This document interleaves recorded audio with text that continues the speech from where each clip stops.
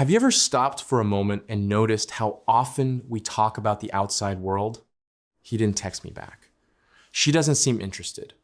My relationship isn't working. Nothing in my 3D world is changing. We all say it, don't we? It sounds harmless, like we're just describing what's happening. But underneath every one of those statements is a truth most people don't want to face. The moment you point to the outside, you give away your power. When you say the outside world isn't moving, you're acting like it's separate from you, like it has a mind of its own. But the outside world is simply an echo. It's repeating the music that's already playing inside you. You don't fix the echo, you change the song. That's what manifestation really is. It's not wishing, it's not hoping, it's not begging the universe for crumbs. It's understanding that everything, literally everything you experience, is a reflection of the way you know yourself to be. Not the name, not the story, not the person who's trying to make things work, but the awareness that lives beneath it all. That's the real you. I'm not talking about pretending. I'm talking about returning. Returning to the knowing that your outside world will only ever mirror your inner identity. And that means if you want a new mirror, you start by shifting the one holding the reflection you. Most people spend their lives reacting to effects. The relationship ends, and they spiral. Someone doesn't reply, and they crumble. The outside changes, and they chase balance again. But what if the outside stopped being the cause of your emotions? What if it became just an indicator, a signal showing you where your inner attention is resting? The reason so many people feel stuck is because they've been operating backward. They think change happens out there first. That once someone apologizes, once someone texts, once someone returns, they'll finally feel peace. But manifestation works in reverse. The peace comes first. The inner shift comes first. And then the outer follows. Everything you desire already exists inside your awareness, waiting for you to identify with it. There's no begging, no chasing, no proving, just identification. You pick the frequency and reality tunes to match it. Let's talk about love, because for most people, that's where this lesson hits the hardest. When something goes wrong in a relationship, the first instinct is to fix them, to explain your side, to show them your worth, to try harder to get their attention. But do you see what's really happening there? That energy says, I am not enough on my own. I need something outside of me to validate who I am. And that's why nothing changes. Because the moment you abandon your own power, the outside has to agree with your lack. The truth is, it never had anything to do with the other person.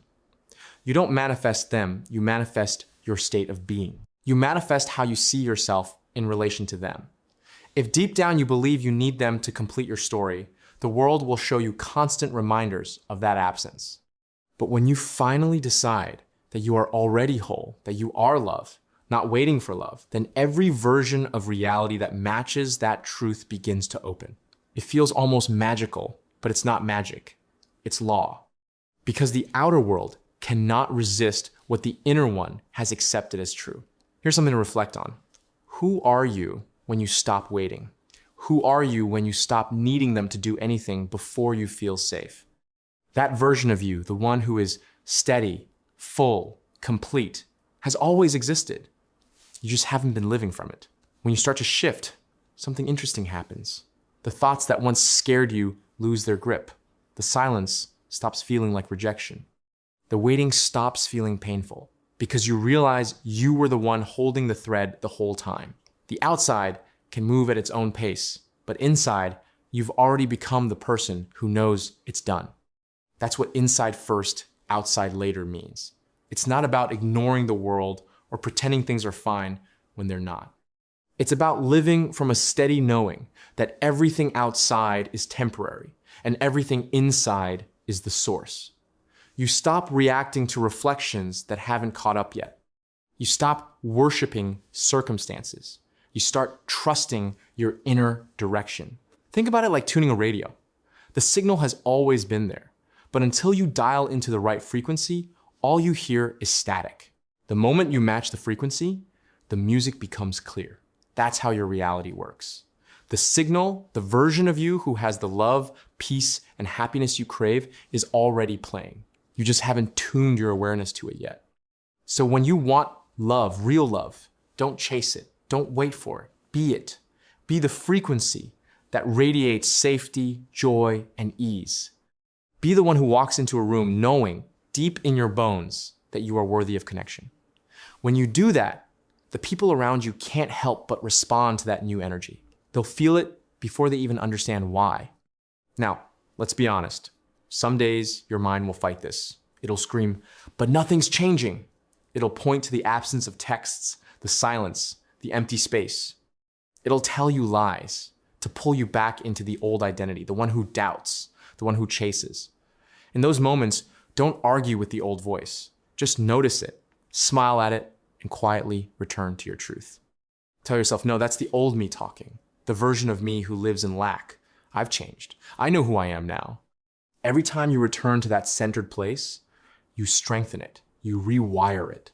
You start teaching your body and mind to feel safe in abundance instead of panic in absence. And that becomes your new normal. Soon enough, your external reality will have no choice but to mirror back that steadiness.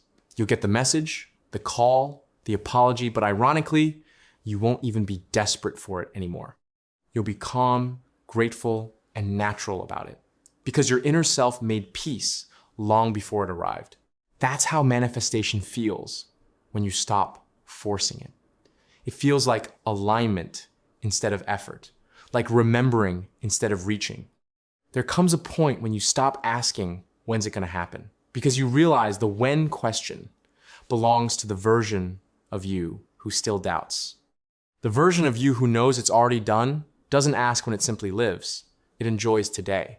It moves through the world knowing everything has already rearranged behind the scenes. And that knowing feels peaceful. That's when your nervous system calms down. That's when the waiting turns into enjoying. That's when you finally understand you were never supposed to control the reflection. You were only ever meant to become the cause.